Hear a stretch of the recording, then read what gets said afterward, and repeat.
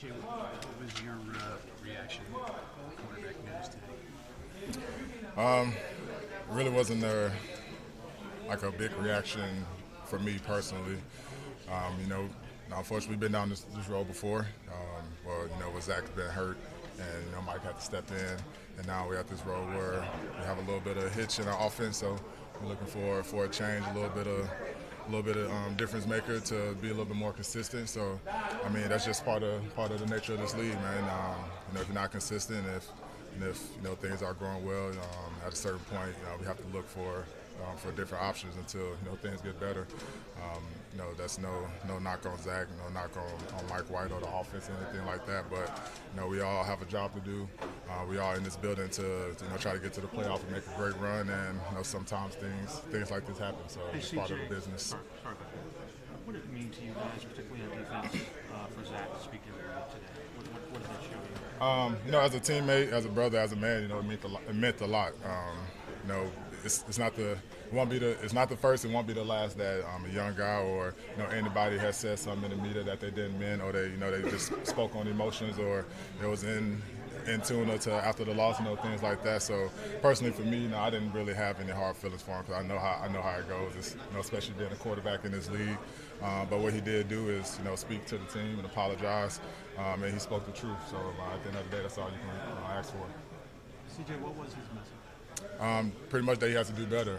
Everybody else said that we got to help him out and do better around him. But he said that he pretty much he putting everything on him, that he's going to get better.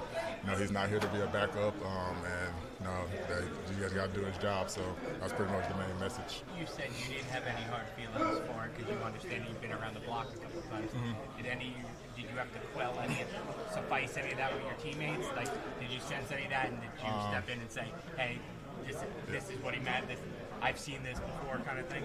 No, I didn't have to speak to anybody about it. It really wasn't a conversation as far as like the defense or in the locker room.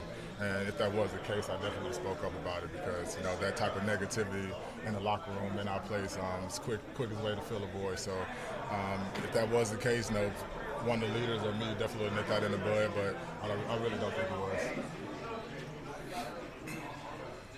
CJ, with the Chicago Bears, will Fields possibly be injured or maybe not playing? The two quarterbacks are so different. Mm-hmm. How do you prepare for an electrifying runner like that and also his backup? Well, you really just prepare for the starter at first, and once we get through the week, once the injury report, all that stuff come out, then we'll really know who's playing. But for the most part, we're getting ready for Fields. He's an explosive runner. When he get out of the pocket, you scramble, make plays. So we face a few scrambling quarterbacks, running quarterbacks. So we're going to keep our focus on us trying to get better. Our focus on us executing and causing turnovers and scoring touchdowns. So no matter what quarterbacks that's going to be in, our game plan won't change. We're going to be aggressive. We're going to still try to get the quarterback with our pass rushers, and once we get them in second and third and long, we're going to be great in our pass coverage in the back end. Does he remind you of Lamar at all? Oh, for sure, man. He, as soon as he got out the pocket, you just see them legs moving. So, man, it's cool to see as a fan of football. Same thing you saw when he was at Ohio State. So, man, he's an electrifying player. And then, once he get going, and get those quarterback design runs for him, he can really make some plays. So, like I said, we just preparing for him to play, preparing for him to start. And if that's the case, we still want to have our game plan ready for the next quarterback, and be ready to execute. What did you see from facing Mike White when he was running the scout team against your first team defense? Well, we've been seeing Mike White say the last 2 years now. So everybody's familiar with his play style. He likes to get the ball in action. He likes to throw the ball down the field. So really it's all about him just getting the ball to the playmakers and being consistent, man. That's what it's all about. And also understanding that it's not just on Mike White.